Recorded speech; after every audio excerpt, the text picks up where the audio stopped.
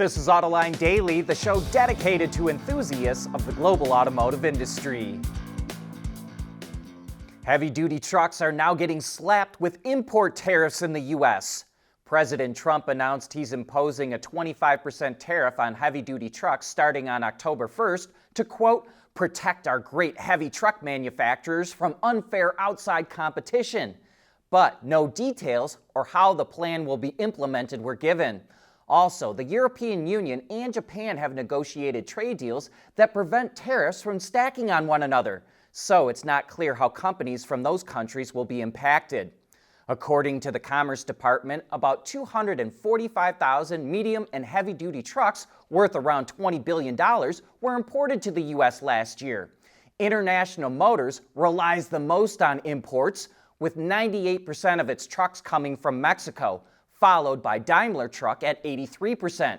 However, PACCAR and Volvo trucks build nearly all of their models in the U.S., so they'll face little impact. The giant German supplier Bosch is cutting more jobs, a lot more.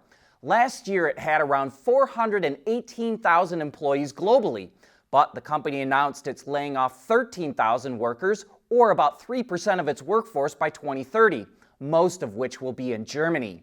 Increased competition, weak car demand in Europe, tariffs, and higher costs have pushed Bosch's expenses up by nearly $3 billion a year. So in order to save cash, Bosch will also reduce material and operating costs, lower investments in facilities, and streamline logistics and supply chains. But Bosch isn't the only company in Germany that's making cuts. Volkswagen is planning to reduce output and halt production at two of its EV plants. The plant that builds the Audi Q4 e-tron will be shut down for a week starting on October 6th, and its plant that produces the ID4 and ID7 models will also pause production as well as cut back on employee hours. While BEV sales for the VW Group are growing in Europe, they're growing more slowly than the company forecast, which is why it's making the cuts. Good news for Jaguar Land Rover. The automaker announced it's restarted some of its operations after a cyber attack crippled its entire global operations earlier this month. JLR says the system that controls the supply of parts worldwide and the financial system that controls the wholesale of vehicles are back online. It's also increased the processing of invoices for suppliers who are struggling financially because of the shutdown. However, the automaker's assembly plants will still remain closed until October 1st, and the BBC estimates that JLR is losing nearly $70 million a week because of the disruption. The automotive and industrial sectors are undergoing a historic transformation. Electrification, digitalization, supply chain reinvention, regulatory shifts. The pace is accelerating and the pressure to adapt is real. This is not a time for hesitation.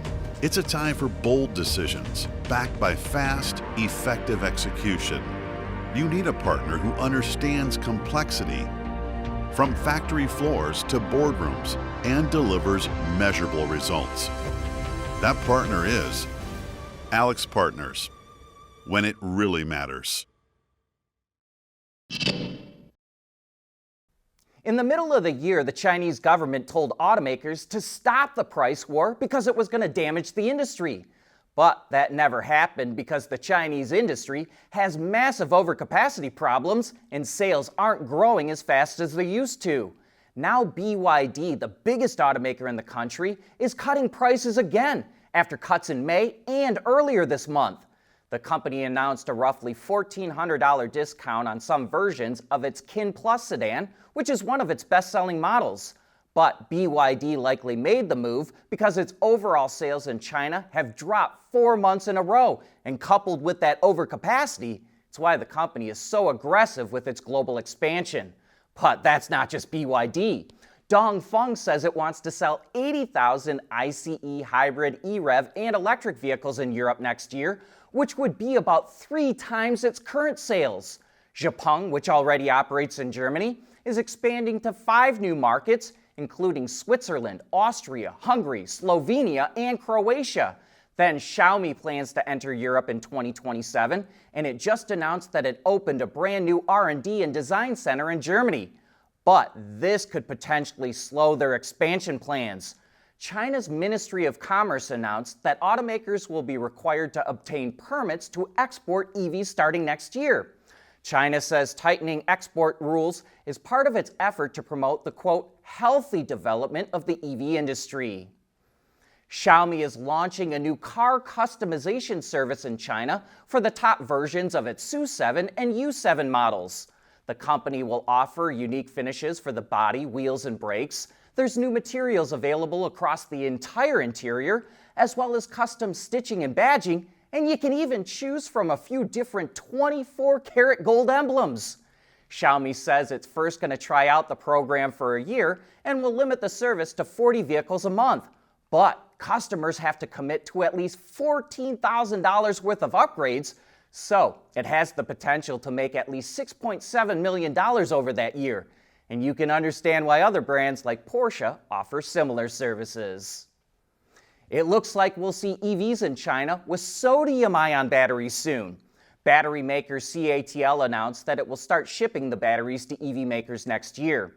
CATL's sodium-ion batteries can provide up to 500 kilometers or 310 miles of range, enough to meet the needs of 40% of the EVs in China. They have an energy density of 175 watt-hours per kilogram, which is below lithium-ion batteries, but is similar to LFP. However, sodium-ion batteries outperform lithium in extreme temperatures. They're also safer and cheaper to produce since sodium is more abundant than lithium. That Chinese vacuum maker Dreame Technology is back at it again. In late August, the company announced it formed Dreame Automotive to develop an EV supercar that would take on Bugatti. But the vehicle that it rendered is just a blatant ripoff of the Chiron. Well, it also formed another division called Starry Automotive, which is said to take on Rolls-Royce. And the vehicle that it came up with is just a blatant ripoff of the Cullinan. I can only assume both Bugatti and Rolls-Royce would pursue legal action if either vehicle hits the market by their planned 2027 launch. You know, I thought we were done with these copycat designs, and I wonder if things like this hurt people's view of the Chinese automotive industry. But that's a wrap for today's show. Thanks for tuning in, and I hope that you have a great weekend.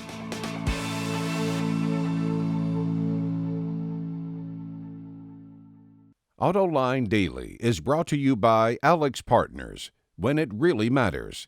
CSP, the Composites Solution Partner. Intrepid Control Systems, over-the-air engineering, boost your game. And thanks to the following YouTube and Patreon members.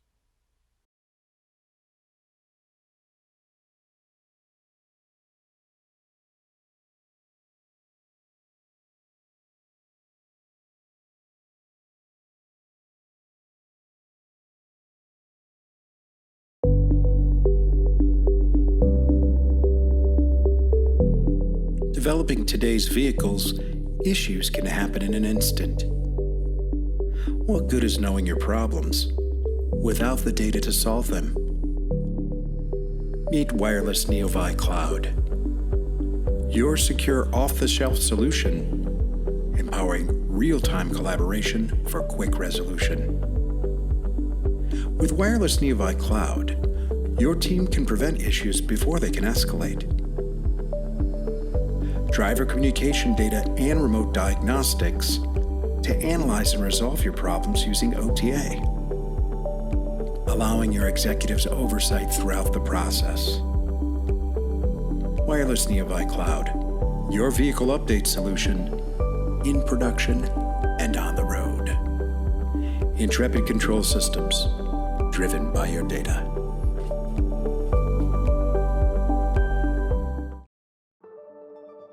At CSP, we work with OEM engineers across the country on their journeys to lighter, safer, and more eco-friendly vehicles. Learn more at thecsp.com.